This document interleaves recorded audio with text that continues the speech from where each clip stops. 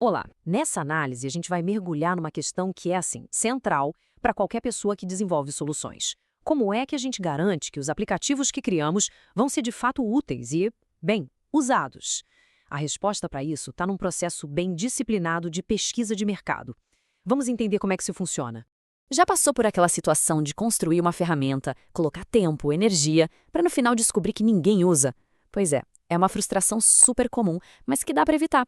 O problema, na maioria das vezes, não está na tecnologia, sabe? Está na falta de um entendimento real das necessidades das pessoas.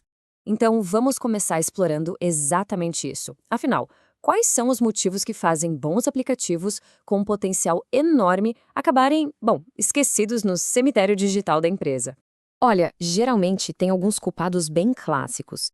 Primeiro, aquele erro de resolver um problema para mim e não para nós, sabe? Criar algo que é perfeito para uma pessoa, mas que não funciona para a equipe. Outro ponto é se basear só em anedotas, ou seja, em opiniões isoladas, em vez de dados concretos. E por último, um problema que está cada vez mais comum, a tal da fadiga de ferramentas. A fadiga de ferramentas é, aquela sensação de sobrecarga com tanto aplicativo diferente. É um para o e-mail, outro para a intranet, mais um para documentos e cada um funciona de um jeito. Isso acaba gerando uma baita confusão e, claro, ineficiência. Fazer uma pesquisa de mercado antes ajuda a não criar mais uma ferramenta que ninguém aguenta mais. Mas, felizmente, tem um jeito de escapar dessas armadilhas, viu? Para a gente ir além das suposições do eu acho que, a gente precisa de um processo mais disciplinado. E essa citação aqui resume tudo perfeitamente. Não dá para simplesmente adivinhar o que as pessoas precisam. A gente precisa de um processo, de um método. E é exatamente isso que a pesquisa de mercado oferece.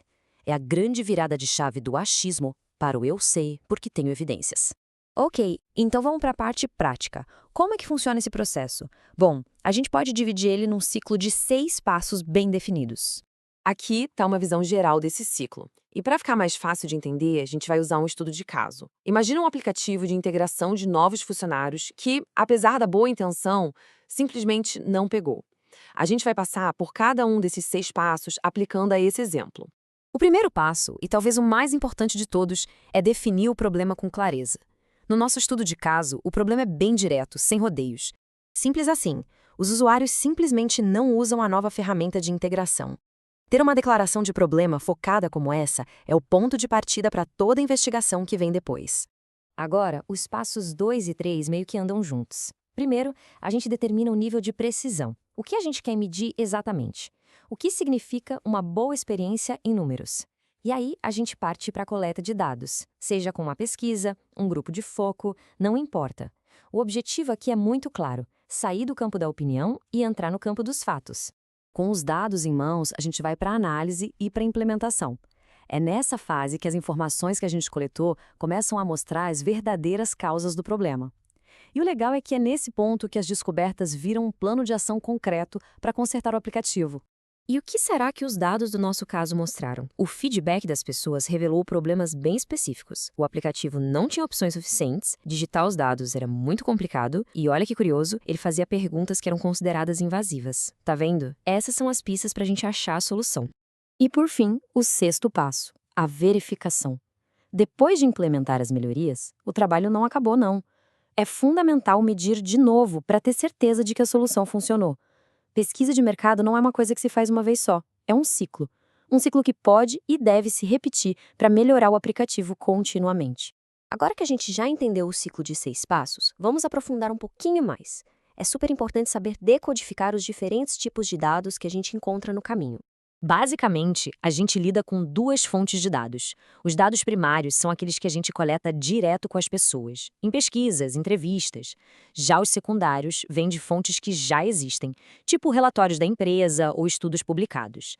O ideal mesmo é focar nos dados primários e usar os secundários mais como um complemento, para dar um contexto. E dentro desses dados, a gente tem duas categorias principais. Os dados quantitativos, eles são números e dizem pra gente o que está acontecendo. Já os dados qualitativos são sobre percepções, opiniões, e eles ajudam a gente a entender por que algo está acontecendo. A mágica de verdade acontece quando a gente junta os dois. Por exemplo, um dado quantitativo do nosso estudo de caso poderia ser este: uma taxa de uso de apenas 15%. Esse número sozinho já grita que tem um problema sério ali. Ele está dizendo para a gente o quê? E aqui a gente vê o poder do dado qualitativo. Essa fala dos usuários explica o porquê por trás daqueles 15%. Eles dizem que as coisas são difíceis de inserir e que o app faz perguntas invasivas.